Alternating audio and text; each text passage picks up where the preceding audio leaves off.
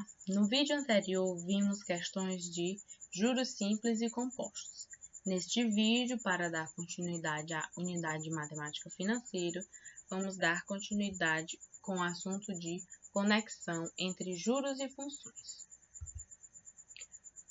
Para compreendermos essa conexão, vamos considerar a seguinte situação-problema.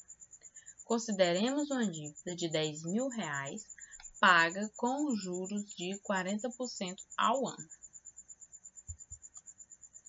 No sistema de juros simples, os juros são obtidos em função do tempo de aplicação, por meio da equação a seguir. O nosso juros é igual ao capital vezes a nossa taxa vezes o nosso tempo. Se substituirmos o valor do capital que ele sugere na situação problema de 10.000 e da taxa de juros de 40%, que é 0,4, teremos a seguinte função: J é igual a 4.000t.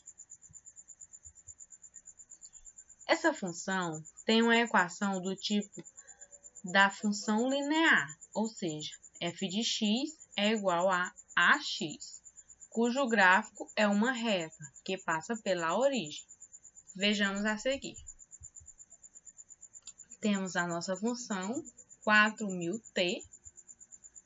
Aqui temos uma tabela com a substituição de três valores de t, de 0, 1 e 2, e obtemos três valores de f de t, no qual podemos esboçar o seguinte gráfico, que é uma reta, que representa a função dos juros da situação problema. Ainda no sistema de juros simples, o montante é obtido em função do tempo, e a equação dessa função é M, o nosso montante, igual a C, o nosso capital, vezes 1, mais I, a nossa taxa, vezes T, o nosso tempo. Substituindo os valores, iremos obter o montante igual a 10.000 mais 4.000t. Reorganizando, teremos a seguinte função: M igual a 4.000t mais 10.000, que é do tipo f de x igual a ax mais b, cujo gráfico também é uma reta, que passa pelo ponto 0 e 10.000. Observe a tabela e o gráfico a seguir.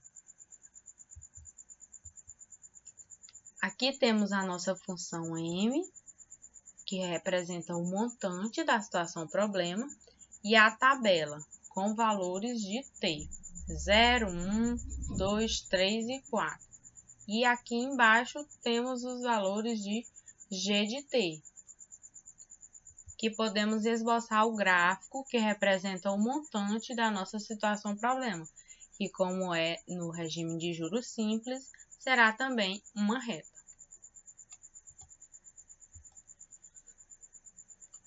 Já no sistema de juros compostos, o montante é obtido em função do tempo por meio da equação M, o montante, é igual a C, o nosso capital, vezes 1 mais I, a taxa, elevado a T, o nosso tempo. Se substituirmos os valores do capital e da nossa taxa, obteremos a seguinte função: M igual a 10.000 vezes 1,4t, que envolve uma variação do tipo exponencial, ou seja, f de x é igual a vezes b elevado a x. Veja a tabela e o gráfico a seguir.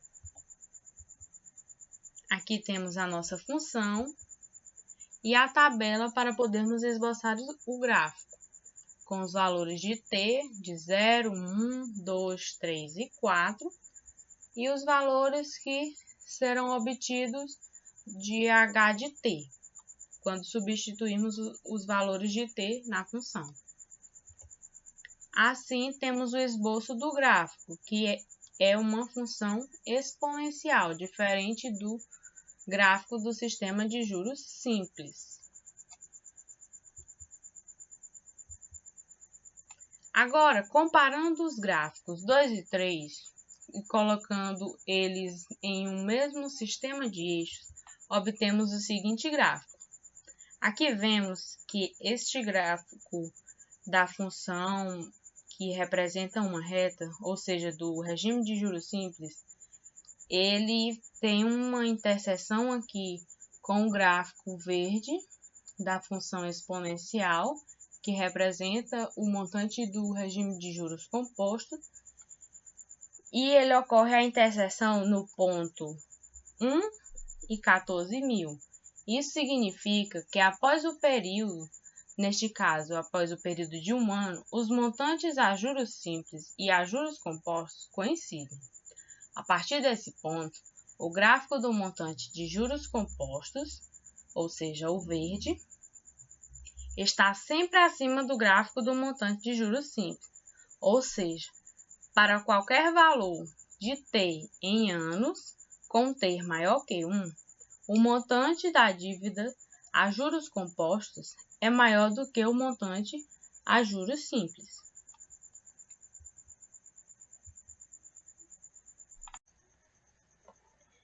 Exemplo 1. Paulo aplicou R$ 2.900 a juros simples de 11% ao ano. E no mesmo dia, Roberto investiu R$ 2.800 a juro composto de 10% ao ano. Represente graficamente, no mesmo plano cartesiano, os montantes em cada aplicação e verifique qual terá o maior montante ao final de 4 anos e 6 anos. Montante da aplicação de Paulo. O capital foi 2.900, a taxa de 11%, que é igual a 0,11. Usando a fórmula do montante, substituindo, M é igual a 2.900 vezes 1 mais 0,11 vezes T. Chegando à função M é igual a 2.900 mais 319T. F de T é igual a 2.900 mais 319T. Essa será a função do montante de Paulo. Montante da aplicação de Roberto. O capital foi 2.800, a taxa de 10%, que é igual a 0,1. Substituindo na fórmula do montante, M é igual a 2.800 vezes 1 mais 0,1 elevado a T. Lembrando que a aplicação de Roberto foi juro composto e a de Paulo, juro simples. M é igual a 2.800 vezes 1,1 elevado a T. Então, G de T é igual a 2.800 vezes 1,1 elevado a T. Representando graficamente as duas funções, tem aqui os valores de T, 0, 1, 2, 3, 4, 5, 6, substituindo na função F de T, tem os valores, certo? Substituindo cada tempinho aqui. E G de T também, seu devido valor. Temos aqui os gráficos, certo? Onde F de T vai ser de Paulo, que seria essa azul, e G de T de Roberto. A pergunta é no tempo de 4 anos e de 6 anos. Que a gente pode notar que no tempo de 4 anos, aqui, o montante da aplicação de Paulo que seria azul, certo? F de T, ele é maior que o montante da de Roberto. Vejam bem aqui no gráfico. E já no tempo de 6 anos, o montante da aplicação de Roberto, que é esse G de T, né? É maior que o montante de Paulo. Certo? Então, com 4 anos, Paulo é maior, que no caso seria a aplicação em juros simples, e de 6 anos de Roberto é maior, que seria a aplicação em juros compostos. Então, é isso. Bons estudos. Qualquer dúvida, deixe nos comentários. Até a próxima.